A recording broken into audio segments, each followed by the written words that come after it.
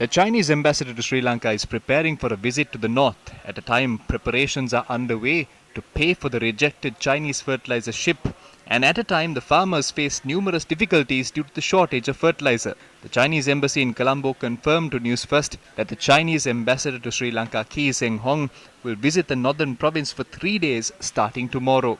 During the visit, the ambassador is scheduled to meet the governor of the northern province and the fishing community in Jaffna and Mannar districts to provide equipment and subsidies. Meanwhile, Prime Minister Mahinda Rajapaksa visited the Magam Ruhunupura Mahinda Rajapaksa port in Hambantota this morning. The construction of the Logistics International Service Centre in Hambantota commenced under patronage of the Prime Minister. Chinese Ambassador Kee Seng-hong was also present at the occasion, while the Prime Minister was also on an inspection tour at the port. The Prime Minister also inspected the reshipping yard and several industries. While reports emerge on the Chinese involvement in the country, India is also involved in a number of other activities. Its latest initiative is a request to the Indian Adani Group to invest in a renewable energy project in the Punareen and Mannar Islands in the north.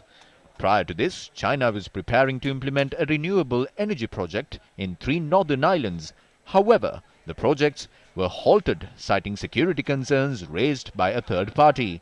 In a letter dated November 25th, Chairman of the Ceylon Electricity Board, MMC Ferdinando, has requested the Secretary to the Ministry of Finance to sign memorandums of understanding with Adani Green Energy Limited, a subsidiary of Adani Group, to implement 2 500-megawatt renewable energy projects.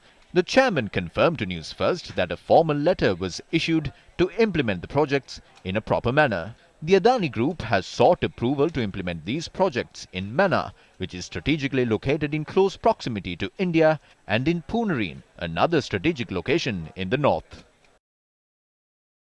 A group of close associates of the Rajapaksa family are making decisions with regard to the resources and future investments in the country, while completely disregarding the cabinet of ministers, parliamentarians and other officials. They have requested to construct a wind power project of 5,000 megawatts and a solar project of 2,000 megawatts from Punareen to Mannar, so they can provide electricity to India by the year 2023. Who carried out assessments and studies to implement projects of this caliber? Who are the experts who are involved in this? Who was consulted? They are planning on implementing these projects without drafting proper plans.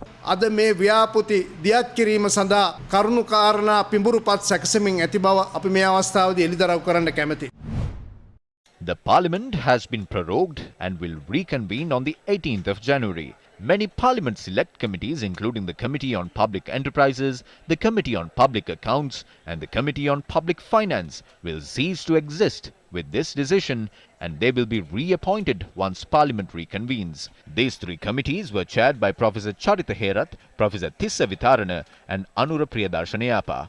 Former chairman of the Committee on Public Accounts, Anura Priyadarshana expressed his views to the media regarding this decision. I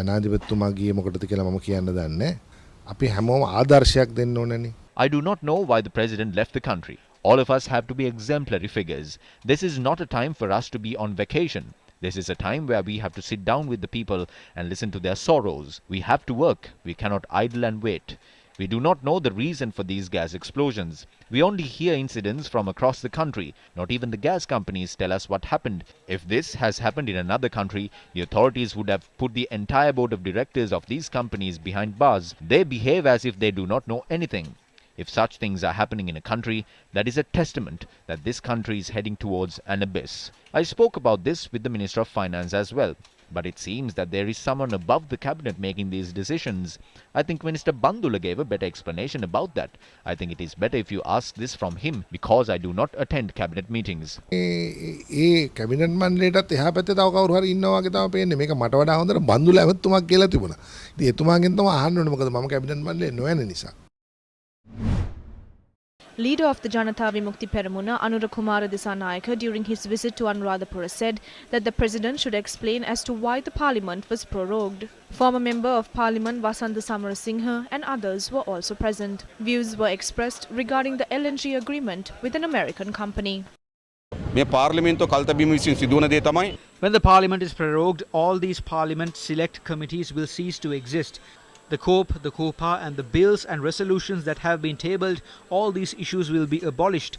Therefore, the President owes an explanation to the country regarding his objective of proroguing the parliament. This is a responsibility of the President. The only outcome the President gets from this is that the President can sit on the Speaker's chair and address the Parliament. That is the only result of this.